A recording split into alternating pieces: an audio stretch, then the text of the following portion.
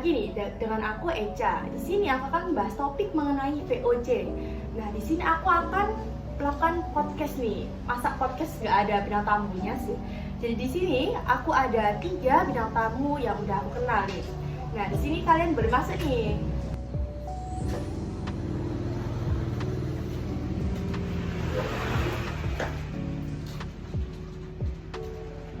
Oke, di sini udah kedatangan 3 bintang tamu kita. Nah, sebelum mulai podcast, lebih baik kita perkenalan dulu nggak sih? Mungkin bisa dimulai dari aku dulu ya. Perkenalkan, nama aku Ojeka, aku dari absen 28, aku dari kelas 11-1. Lanjut. Halo, perkenalkan nama saya Naila Risma, absen 26 dari kelas 11-1. Hai, perkenalkan nama saya Khairatul Ainia dari absen 20 kelas 11-1. Hai, saya Arta Sasmina Negara dari kelas 11-1 absen 9. Oke, kita udah mengenal ketiganya dalam kita nih. Jadi di sini kita langsung mulai topik pembicaraan kita pada hari ini nggak sih? Ya. Nah, pertama-tama aku mau nanya nih, apa sih pengertian dari VOC itu menurut kalian? Menurut beberapa sumber yang saya baca, VOC merupakan kelompok dagang yang didirikan oleh Belanda pada tahun 1602. Oh, itu kan masih tahunnya aja ya. Jadi aku masih kepo sih. Tanggalnya itu tanggal berapa sih? Menurut saya, VOC itu didirikan pada tanggal 20 Maret. Kalau menurut kalian gimana? Kayaknya nggak usah diragukan lagi nggak sih, karena udah dari sumber yang terpercaya. Aku mau tanya nih, kenapa VOC itu didirikannya di Indonesia? Kenapa tidak di negara lain? Karena pada saat bangsa Eropa menjelajahi laut untuk mencari pulau-pulau yang mempunyai rempah-rempah yang melimpah, bangsa Eropa menemukan daerah Indonesia atau Asia yang memiliki rempah-rempah yang melimpah. Nah, kan udah dijelasin nih sama Mita alasan mengapa VOC ini datang ke Indonesia. Nah, di sini aku mau nanya nih, aku juga masih bingung. Apa sih alasan orang-orang Eropa mencari rempah-rempah itu? Karena di Eropa sedang ada perang salib yang menyebabkan jalur perdagangan itu tertutup, sehingga bangsa Eropa mencari jalur lain yang memiliki rempah-rempah melimpah. Nah, saya juga mau tanya, kalau semisal nih ya, perang salib itu nggak ada atau nggak terlaksana, apa mungkin bangsa Eropa ini bakal menjajah negara Asia?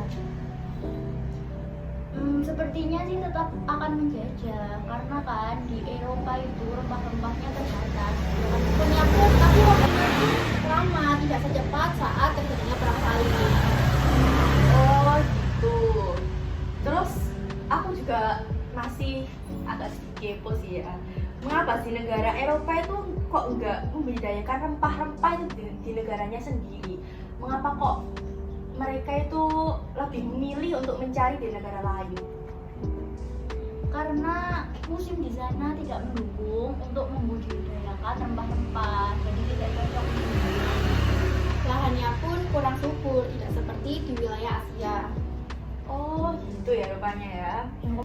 Dari tadi kan kita udah membahas yang lain-lain, tapi kita belum tahu tujuan didirikannya VOC. Nah, aku mau tanya nih, apa sih tujuan didirikannya VOC itu? Menurut pengetahuan aku, VOC didirikan itu untuk monopoli atau menguasai beberapa rempah-rempah di Asia, terutama di Indonesia. Oh, iya ya. Dan tambahan dari itu, VOC itu didirikan untuk menyatukan perusahaan-perusahaan kecil yang berdagang di Nusantara yang diperankan oleh pemerintah Belanda. Wah, itu rupanya. Oke, di sini aku nanya lagi nih. Asal usul didirikannya VOC itu apa sih?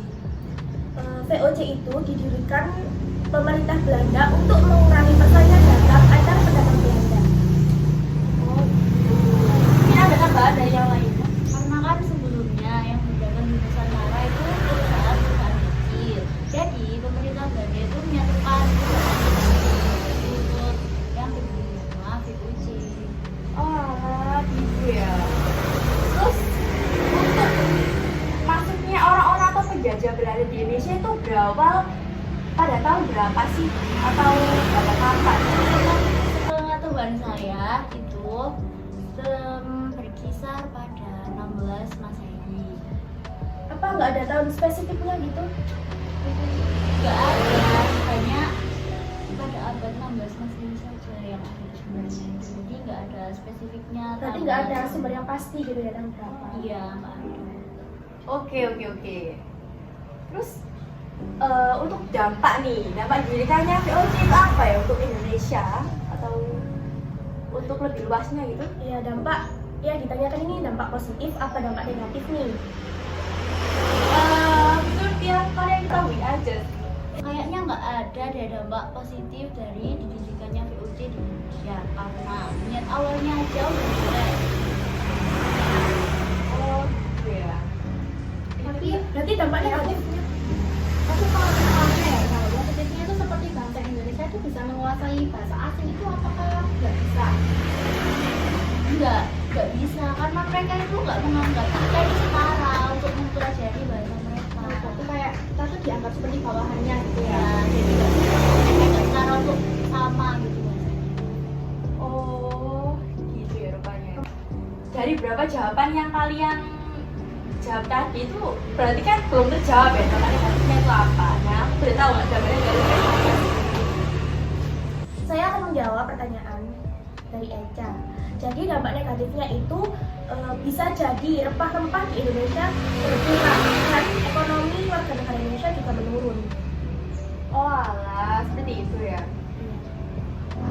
Tadi kan kita udah bahas tentang VOC ya, udah kemana-mana nih. Terus kenapa sih VOC itu bubar? Apakah ada pengaruhnya di Indonesia?